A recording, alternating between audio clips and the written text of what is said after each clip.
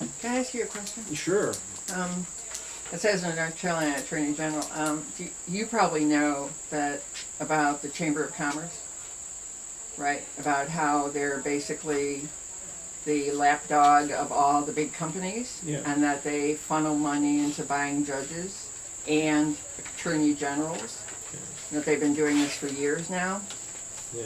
And somehow I think that that's something that the American public knows nothing about and thinks the chamber, they don't really even know what the chamber is. But are you, like, using that knowledge somehow to help get the word out that it's a very biased issue, that the judges are for Duke Energy and the attorney generals are probably in their And pockets the Utilities too. Commission and the Division of All Air of them. Quality and Right. every legislator who gets Right. campaign financing from Duke Energy and Progress Energy, who virtually control the state legislature. Right. Yeah, we do. Yeah.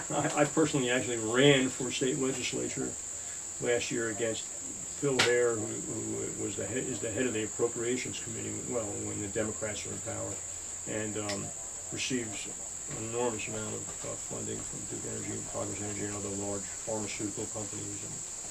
And I think that the public is becoming aware of that. Not enough, obviously, and it's the basic issue. I mean, the corruption of our system is a huge problem. Exactly. But I also think that that's always been the case. I think we have to look back at the history of the American progressive movement, not only the environmental community and the environmental movement, but we've always been up against this same political dynamic where the people with money control the government and control the agenda. And yet when you build a movement, movements have been very successful. I mean, we overcame slavery, overcame women's rights issues,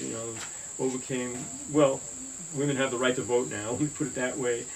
Child labor laws were passed, and labor unions now exist, and all of these things that were deemed impossible by skeptics who thought that you can't overcome the system because of its corruptness.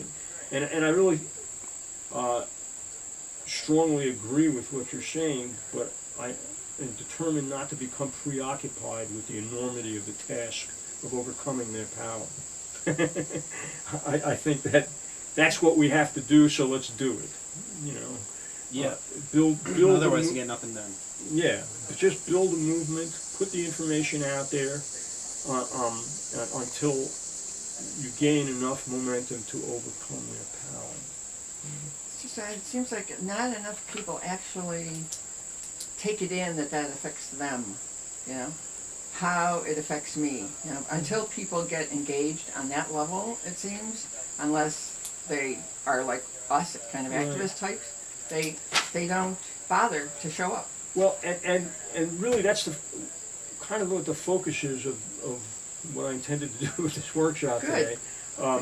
Is say what motivates people to get involved, and really what I believe it is, and I think historically we could prove, is that economics is what ultimately motivates people. When it affects people's pocketbooks, that's when they get involved. Mm-hmm. And that's why this is such a timely issue. This rate increase is enormous rate increase, 17.4% for residential ratepayers. That's the crazy. Second of three rate increases to pay for the Cliffside power plant. This is the moment to communicate to the masses of people, because this is affecting their pocketbook. Without us even approaching them, the commissioners in Macon County, North Carolina, passed a resolution in opposition to the rate increase as soon as Duke Energy asked for it, and the aldermen of Franklin, North Carolina, followed soon. Last time, the tribal council in Cherokee did the same thing, and what we're trying to do is, that's how you really build a movement, is get public elected leaders to make statements like that. and to get people asking them to do that. Just build it up from the bottom. Get newspaper editorials, write letters to the editor about it. Show up at these hearings, these public hearings. Very often the Utility Commission will hold a hearing and nobody will come. Well, we have to make sure that the place is packed. There's not an empty seat in each one of these venues, and the venues are listed on the back of this page. And then we each have an opportunity to go up there and speak for 5 minutes. Usually, I mean, they change those rules arbitrarily, but Yeah, right. in general, they'll give you about 5 minutes to speak, and we can raise the issues of climate change, and you can say anything you want. They tell you at the beginning you're supposed to focus on the issue of rate increases, but it's not difficult to relate this rate increase to climate change and the Cliffside Power Plant and natural gas and fracking and the other energy issues which came to light because of Senate Bill 3 and the Renewable Portfolio Standard and the Construction Work in Progress provision contained within. It's all part of it. The reason Duke Energy is able to ask for this rate increase at this time is because of Senate Bill 3 in 2007. Are you taping this? Yeah. Good, great. Yeah. 'Cause he's saying some important stuff. So like this is the moment to generate massive awareness and public support outside of preaching to the choir the way we usually do. Right.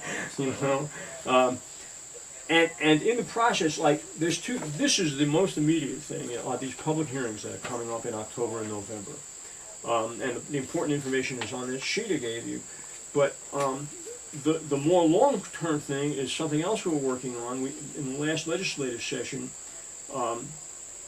Patsy Keever for the Canary Coalition introduced House Bill 135 and Senate Bill 367 in the Senate was introduced by Ellie Canary. Companion bill, identical legislation on rate restructuring, utility rate restructuring, which is a perfect segue from that to this. What we're calling for, again, it's economics which motivates change. And we all, repeat over and over again, what we have to do is reduce energy consumption, transform to renewable energy technologies, phase out coal, nuclear power, fracking, biofuels, and focus on the real renewable energy resources like solar and wind and geothermal and ocean waves and tides, and things that are really renewable energy. But mostly, the most important thing is to reduce energy consumption. Everybody agrees with that, and well, not everybody agrees, but a lot of people agree with that and repeat it over and over again. But nobody's really talking about, well, how do we get there? And that's what we're trying to say is, well, you get there by changing the economic playing table, because again, it's economics which is going to motivate people to change.